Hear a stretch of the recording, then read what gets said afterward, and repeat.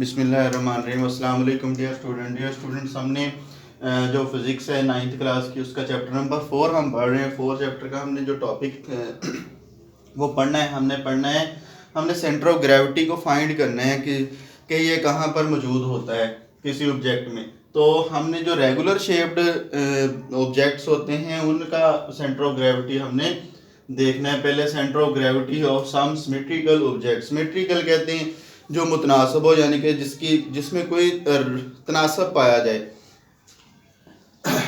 या जिसकी कोई रेगुलर शेप हो, उसको हम सिमेट्रिकल कह देते हैं। तो centre of gravity of symmetrical objects को हमने अब फाइंड करना है। तो अगर मैं सिमेट्रिकल ऑब्जेक्ट की बात करूं तो मैं पहले एक ये मीटर रॉड लेता हूं। मीटर रॉड एक सिमेट्रिकल ऑब्जेक्ट है क्योंकि ये यूनिफॉर्म है, इसकी शेप जो है वो हर जगह पे जैसा यहाँ पे वैसे यहाँ पे, यानी कि हर जगह पे एक जैसा ही है ये। तो इसका सेंटर ऑफ ग्रेविटी फाइंड करने के लिए क्या किया जाता है, इसको बराबर बराबर हिस्सों में डिवाइड कर दिया जाता है। जैसा कि इसके ऊपर वो दर्जे लगे हुए होते हैं, 1 से लेकर 100 तक सेंटीमीटर लगे हुए होते हैं इस तरह। तो जो दरमियान वाला नंबर होता है, यानी कि 50 जो नंबर होता है, आप उस 50 नंबर के ऊपर इसको अगर रखो तो यानी कि फर्ज करो ये वाला नंबर 50 है, यहाँ पे लगा देते हैं, ये 50 है मीटर रॉड का। तो ये वाला पॉइंट जो होगा, इसका जो सेंटर होगा इस रॉड का, वो इसका सेंटर ऑफ ग्रेविटी होगा।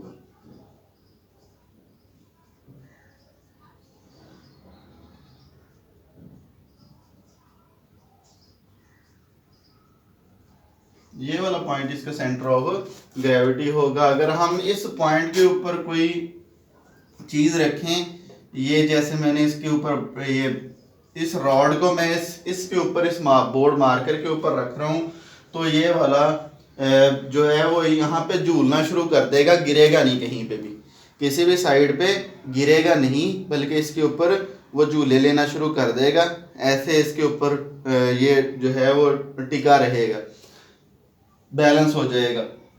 तो ये उसी पॉइंट पर हो सकता है जिस पर इसका सेंटर ऑफ ग्रेविटी अमल कर रहा हो। तो सेंटर ऑफ ग्रेविटी इसका जो है वो इसका सेंटर ही होगा। जितना वेट इस तरफ होगा उतना ही वेट इस तरफ भी होगा। तो ये वाला इसका सेंटर होगा, सेंटर के ऊपर ये बैलेंस हो जाएगा।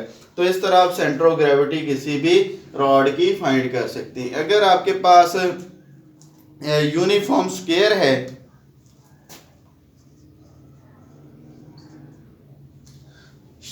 आपके पास स्क्वायर है, तो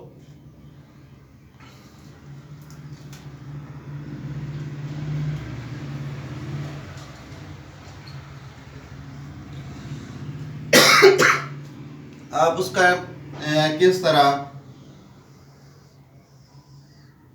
फाइंड कर सकते हैं सेंटर ऑफ मास। या आपके पास कोई रेक्टेंगल है यूनिफॉर्म, तो उसका भी एक ही तरीका है इन दोनों का मास को फाइंड करने का। ये रेक्टेंगल शेप है, ये एक स्क्वायर शेप है। तो करना क्या होता है, इनके जो अपोजिट वर्टिक्स होते हैं इनको आपस में आपने मिला देना है। इस कोने को इस साइड पे और इस कोने को इस साइड पे, कॉर्नर को इस साइड पे मिला देना है। ये वाला पॉइंट जहां पर जाके इसने एक दूसरे को कट किया है, ये वाला पॉइंट इसका क्या कहलाता है, सीजी कहलाता है, सेंटर ऑफ ग्रेविटी कहलाता है। इसी तरह इसको इस साइड पे, इसको इस साइड पे, तो ये जहां पे इसने एक दूसरे को कट किया है ये सीजी कहलाता है।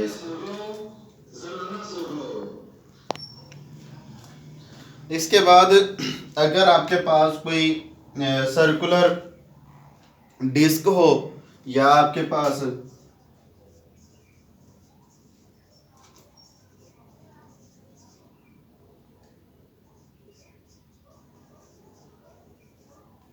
होलो स्फीयर हो, तो आपने किस तरह इसका सेंटर ऑफ ग्रेविटी फाइंड करना है। डिस्क यानी कि एक प्लेट की तरह, जैसे एक प्लेट होती है उस तरह की डिस्क हो, और एक अगर स्फीयर की बात, होलो स्फीयर की बात करो तो जो दरमियान से खाली हो, साइडों पे उसके रिंग बना हुआ हो। तो जैसे बैंगल होती है, यानी कि आपकी चूड़ी जो होती है वो आपका होलो होगा, होलो स्फीयर होगा। तो अगर मैं इनकी शेप्स बनाऊं तो ये डिस्क की अगर फर्ज करो शेप है दरमियान से, यानी कि भरा हुआ है, ये सारा फुल है ये दरमियान से, और ये होलो स्फीयर है, अंदर से खाली है। तो इनका अगर सेंटर ऑफ ग्रेविटी फाइंड करना है तो कैसे करना है? तो इनका सेंटर ऑफ ग्रेविटी वही सेंटर ऑफ ग्रेविटी होगा जो इनका सेंटर होगा। जैसे दायरे का एक सेंटर होता है ना, इसी तरह इनका भी सेंटर होता है। तो इनका सेंटर वही सेंटर होगा जो इनका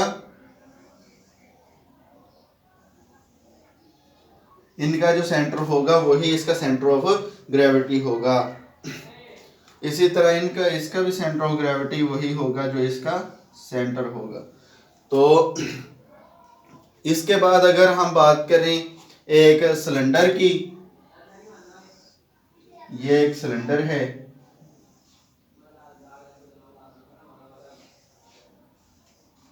इनका सेंटर ऑफ ग्रेविटी क्या होगा? तो इनका सेंटर ऑफ ग्रेविटी फाइंड करने के लिए सिलेंडर का जो ऊपर वाला हिस्सा होता है उसका सेंटर, और सिलेंडर का नीचे वाला जो हिस्सा होता है उसका सेंटर फाइंड करना है। जैसे इनका फाइंड किया है, ऊपर वाले हिस्से का भी सेंटर और नीचे वाले हिस्से का भी सेंटर जो होगा, इन दोनों को जो मिलाने वाली लाइन होती है इसको एक्सिस ऑफ रोटेशन इसका कहते हैं। तो इन इन दोनों पॉइंट्स को आपस में जो लाइन मिलाती है, उस लाइन का जो सेंटर होगा, इस लाइन का जो सेंटर होगा वो इसका सीजी कहलाएगा। पहले आपने ऊपर वाले हिस्से का इसका सेंटर फाइंड करना है, देखना है। उसी तरह जैसे आपने होलो स्फीयर का या डिस्क का किया, यानी कि जो इसका सेंटर होगा यूं वाले हिस्से से, जैसे डिस्क का ऊपर वाला दायरे का सेंटर होता है उसी तरह इसका भी सेंटर होता है। तो वो सेंटर आपने देखना है यूं, और इसी तरह फिर यूं,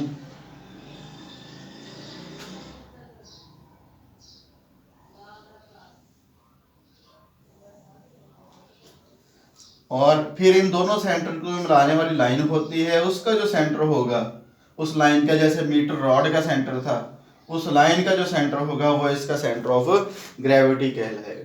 इसके बाद अगर ट्राइंगल की बात की जाए,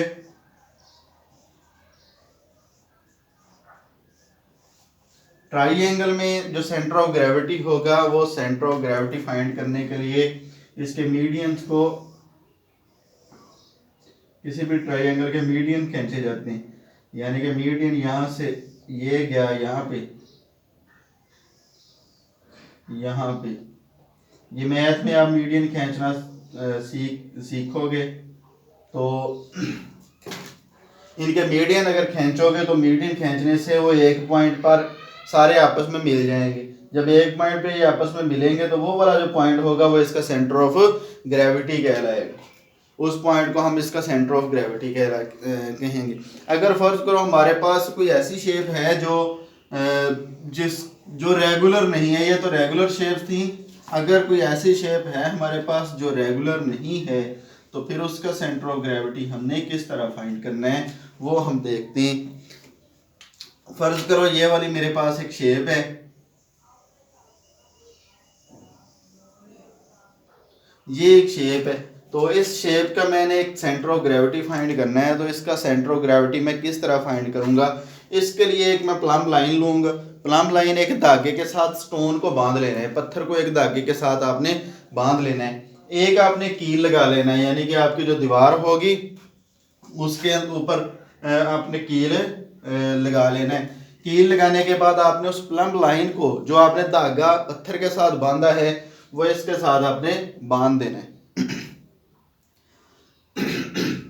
फिर आपने क्या करना है, ये आपके पास एक कार्ड है, इस कार्ड को आपने क्या करना है, इस कार्ड में आपने छोटे छोटे सुराख करने हैं। 3-4 आपने सुराख करने इस तरह, यहाँ पे बेशक कर लें। ये आपने सुराख किए इसके अंदर। अब आपने क्या करना है, अब आपने करना ये है कि प्लम लाइन को निकालना है और इसको आपने क्या करना है, एक सुराख को आपने कील के अंदर डाल देना है। जो कील आपने यहाँ पे लगाया हुआ है, ये कील आपने लगाया हुआ है, इस कार्ड को उठाना है, इस कील के अंदर डाल देना है और इसको आज़ाद छोड़ देना है। ये नीचे लटक जाएगा और आपने फिर क्या करना है, प्लम लाइन को इसके अंदर डालना है, प्लम लाइन भी इसके साथ साथ लटक जाएगी। अब जब ये दोनों रेस्ट पे आ जाएं, प्लम लाइन भी हिलना बंद कर दे और ये कार्ड भी हिलना बंद कर दे, तो आपने क्या करना है, जहां जहां पे प्लम लाइन है उसके साथ साथ लाइन लगा लेनी है।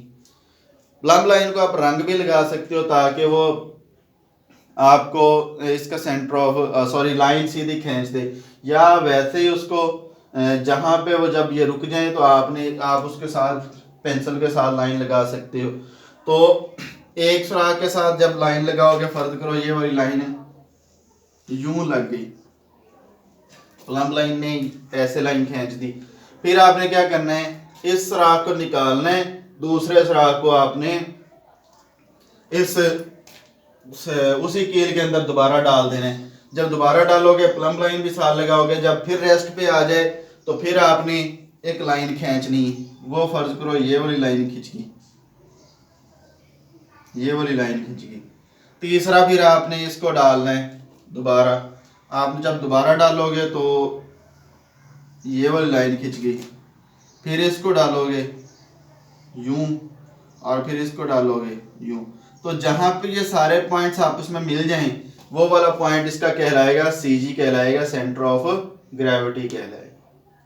उस पॉइंट को हम इसका सेंटर ऑफ ग्रेविटी कह देंगे। वो वाला पॉइंट इसका क्या होगा जिस पर सारे का सारा इसका वेट जो होगा वो अमल कर रहा होगा। CG से मुराद सेंटर ऑफ ग्रेविटी। इसी तरह ये वाला जो CG है सेंटर ऑफ ग्रेविटी इसका। तो ये छोटा सा एक टॉपिक था।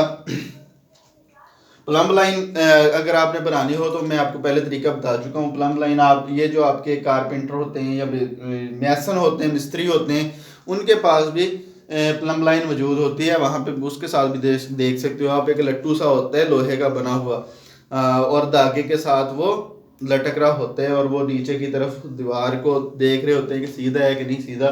तो अगर आपने बनानी है तो आपको मैंने बता दिया कि आप एक स्टोन को लो, पत्थर को लो और उसको धागे के साथ बांध लो। धागा जो होगा वो आपका प्लम लाइन बन जाएगा। तो इस तरह आप इसको कर सकते हैं। और छोटा सा टॉपिक है, इसको आपने समझना है, समझ के आपने इसको तैयार करना। तैयार करने के बाद आपने, अगर आपको समझ आ जाए इसकी अच्छी तरह तो वेल एंड गुड, आप वीडियो को लाइक कर दीजिएगा। और अगर आपको कोई मसला हो तो कमेंट्स में ज़रूर पूछिएगा और चैनल को ज़रूर सब्सक्राइब कीजिएगा। अल्लाह हाफ़िज़।